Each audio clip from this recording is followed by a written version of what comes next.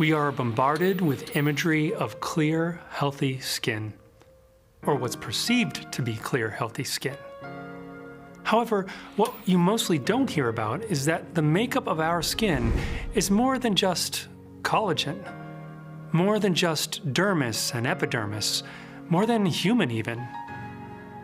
Our skin houses within its structures a whole ecosystem that is invisible to the naked eye, made up of billions of microorganisms. The population of this ecosystem is not just on the surface, but thrives deep throughout the tissues of the skin.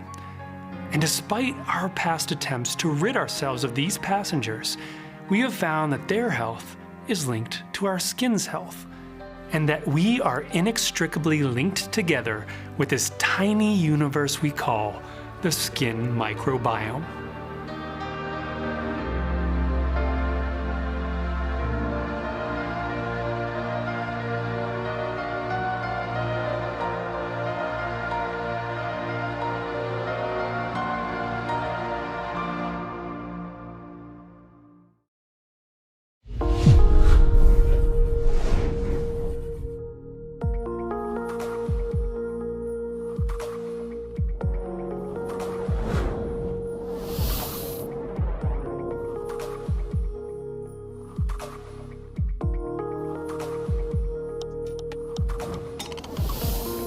Hello, I'm Dr. Thomas Hitchcock, and welcome to the first episode of our series, Beauty and the Bacteria, an exploration into the world of the skin microbiome.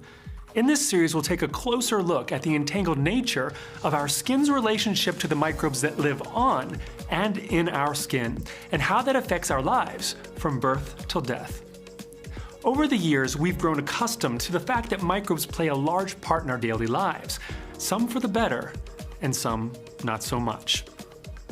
Who doesn't know about the potential health benefits boasted by fermented foods, such as yogurt or buttermilk? Such health benefits were recognized hundreds of years ago, but it wasn't until the early 1900s that a Russian scientist and Nobel laureate, Ilya Michnikov, first hypothesized that the benefits of such food came from the bacteria which they contained, not simply by the low pH of the foods from the metabolites which the bacteria created. In actuality, it's both that can provide benefit to us. Coined in 1960s by Daniel Lilly and Rosalie Stilwell, the term probiotic initially referred to the metabolites that some bacteria produced, such as lactic acid, that had effects on other bacteria. However, today probiotics refer commonly to bacteria that are beneficial to our health. The World Health Organization defines probiotics as live microorganisms which, when administered in adequate amounts, confer a health benefit to the host. But why is it that adding certain bacteria to the digestive tract provides a benefit? Well, the answer to that lies in another term, the microbiome. The microbiome refers to the collection of microbes, including bacteria, fungus, archaea, and virus, that lives in and on our bodies. The first description of this concept is attributed to Nobel laureate Joshua Lederberg. However, although his concepts described the microbiome, it is debated where the actual terms microbiome and microbiota were first coined. Nevertheless, the reason that probiotics can be beneficial is because a balanced or normal microbiome can compete against possible pathogenic organisms for space and nutrients. It can affect the immune system, and it can produce metabolites that can affect our tissues, such as vitamins, amino acids, and antioxidants. However, a disruption of our body's healthy microbiome, referred to as dysbiosis, can lead to health issues such as inflammatory skin diseases of the gut and skin, allergies, and certain cancers. And unfortunately, these diseases are what most people think about when they think of microorganisms. So what do you picture when you think about the microbes that make up the microbiome? Virus? Fungus? Bacteria? It's likely that the image that those words stir in your mind are pictures of disease, discomfort, or just disgust. When I tell people that they have billions of bacteria on their skin, I typically get some sort of reaction, which is usually negative. Bacteria on the skin are indeed associated with a number of conditions, ranging from the exotic, like necrotizing fasciitis, also known as flesh-eating disease, the macabre like staph infections caused by methicillin-resistant Staphylococcus aureus, also known as MRSA, or the common, like acne, which has been blamed on the presence of a bacteria called Cutibacterium acnes. But what if I were to tell you that it isn't as black and white as bacteria equals disease? For instance, many people have MRSA on their skin but never show any symptoms or manifest any disease.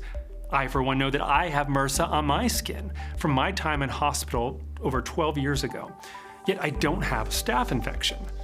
Also, that bacteria that people blame for acne, C. acnes, we now know that it makes up to close to all of the bacteria that lives in everybody's hair follicles, whether they have acne or not. Even more so, this species of bacteria is actually critical to the health and balance of your skin. This bacteria is so important to the skin health that we will be spending a whole episode just discussing it. But first things first. While we'll be focusing on bacteria during this series, as they do make up the vast majority of the skin microbiome, we should mention that research is currently also looking at the effects that the mycobiome, or the fungus microbiome, and the virobiome, or the virus microbiome, has on our skin's health. The thought of a virus living on our skin immediately gives one pause due to the strong association of the word virus with disease. And indeed, there are some unpleasant conditions associated with skin-related virus, such as herpes and HPV.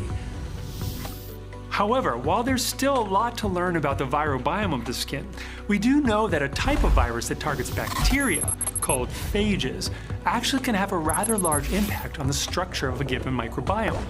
So much so that these phages can implant their genetic code into bacteria and live in harmony with the bacteria, for a while at least.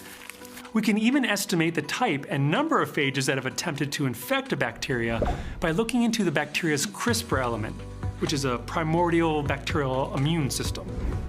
Needless to say, that all these microbes have a niche, and more we are learning that they can all work in some sort of symbiosis, until they don't. And so as we begin to learn about the potential for bacteria to be associated with disease, we began to find ways to attempt to sterilize our skin. Antibiotics, antimicrobials, preservatives in our skin products, and personal hygiene products. But the reality is, bacteria are inescapable. As you walk across a room, you are literally swimming in a sea of bacteria. When you sleep, you are sleeping with billions of bacteria. When you eat, you are consuming bacteria. So, if bacteria equals disease, then why aren't we all sick all the time? The reason is that the relationship between bacteria and the human body is much more complicated than we originally thought. And with the latest cutting-edge scientific techniques, we're beginning to realize how fantastically intertwined our health is to the health of our microbiome. If you look at the scientific and medical literature, you can see that the research in the field of the skin microbiome has begun to skyrocket. While this is wonderful news for those of us who seek knowledge on the subject, it also attracts attention from opportunists who see the term microbiome as a buzzword to monetize. Just like in the year 2020 when everybody seemed to become an overnight virologist with expertise on COVID-19, likewise the study of the skin microbiome has gained notoriety, and this has resulted in a plethora of self-appointed experts on the topic that flood the internet with information, or many times misinformation. And this isn't always intentional. It only takes one well-intentioned blogger to cite an outdated study and to spread misinformation unwittingly far and wide. Here's an example of a website that I saw on the top of a search list when I looked up bacteria-related illnesses. The list cites 12 common diseases that are caused by bacteria. As you can see here, number 3 on the list is influenza. Number 6 is measles, which are not associated with bacteria, but viruses. Number 8 is malaria, which is not associated with bacteria or viruses, but with a eukaryotic organism called Plasmodium. Needless to say, while the person or persons who compiled this list may have had great intentions, they are misinformed. So, let us be part of the solution, making sure that we are informed about the latest scientific discoveries in the field of the skin microbiome. And with this series, that's exactly what we'll do. In this series, we'll dive into the world of the skin microbiome. We will explore what exactly makes up the skin microbiome, how our daily habits affect it, and can either help or hurt the symbiosis that is important to our skin's health. We will look at the industry of skincare and how this hot topic of the skin microbiome is changing the way skincare is being formulated, and how companies are making attempts to jump on the bandwagon, both successfully and not so successfully. We will discuss what you should look out for when there's still as much misinformation out there as legitimate information. And we will also take a look at Crown Laboratories' research and innovation within the skin microbiome.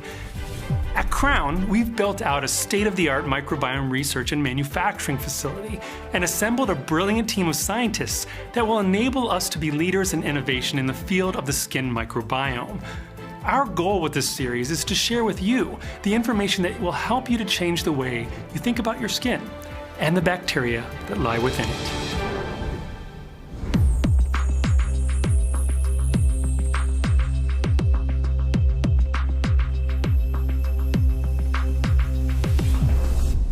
So that concludes this first episode of Beauty and the Bacteria, introducing you to the world of the skin microbiome. I hope that you're finding this topic as fascinating as I do, and rest assured there is much more to come. Thank you for taking this journey with me and investing in your education. I think you'll find it worth the while. Next episode, join me at my home, where we'll cover the basics of microbiology so that we can all start this journey by learning to speak the same language. We know that after viewing each episode, you might have more questions or thoughts on the skin microbiome. While we aim to address most topics on the skin microbiome during the series, we love hearing from you. So please send your questions, comments, or topics that you'd like us to cover to comments@beautyandthebacteria.com. You can also follow us on social media listed here to watch our Q&A sessions, interviews, or to send us your questions and receive updates on this series, as well as other news and information on skin microbiome initiatives at Crown. From all of us here at Crown Laboratories, thank you for watching. And remember, you have billions of bacteria on your face, and we think that's awesome. Goodbye for now.